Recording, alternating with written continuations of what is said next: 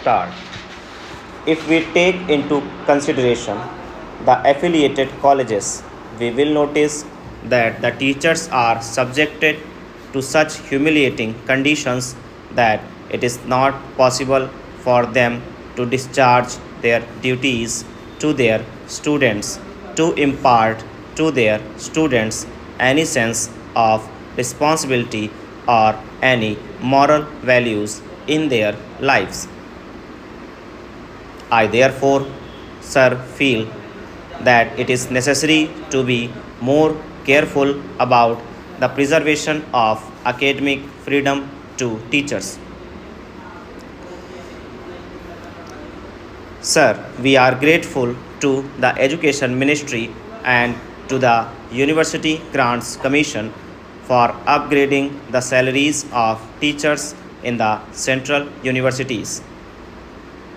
Yet, a great disparity prevails in the salaries of teachers of central universities and state universities and affiliated colleges, and this disparity is causing a lot of heartburning and a lot of difficulties.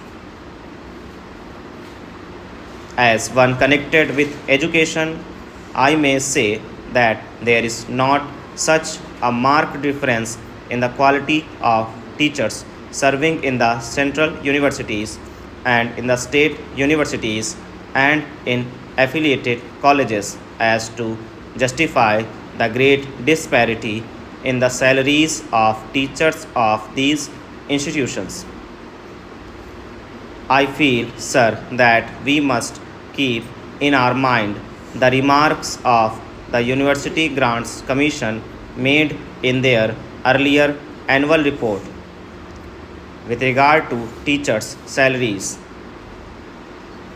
We are not only to provide adequate salaries to teachers of affiliated colleges but also to teachers of secondary schools.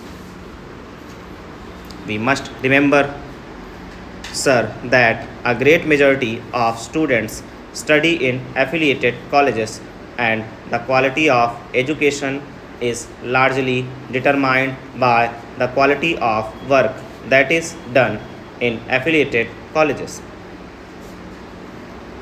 For improvement in the quality of teaching, improvement in the living conditions is also very necessary. The University Grants Commission has invited our attention in its report to the appalling conditions in which teachers have to live. But unfortunately, the University Grants Commission has to admit that it does not seem likely that we shall be able to make anything more than the marginal contribution towards this practical need. I feel that the University Grants Commission should pay more attention to the solution of this problem than has so far been paid by it and the Education Ministry, and that the government should not grudge funds to the University Grants Commission for making adequate arrangements for improving living conditions of teachers who are expected to train the citizens of the country. Sir, in the University Grants Commission report, it is maintained that rupees 12,000 should be granted to every affiliated college for the welfare of the teaching staff, and that efforts should be made to provide them with quarters, and that too in the vicinity of the college where they teach. Over.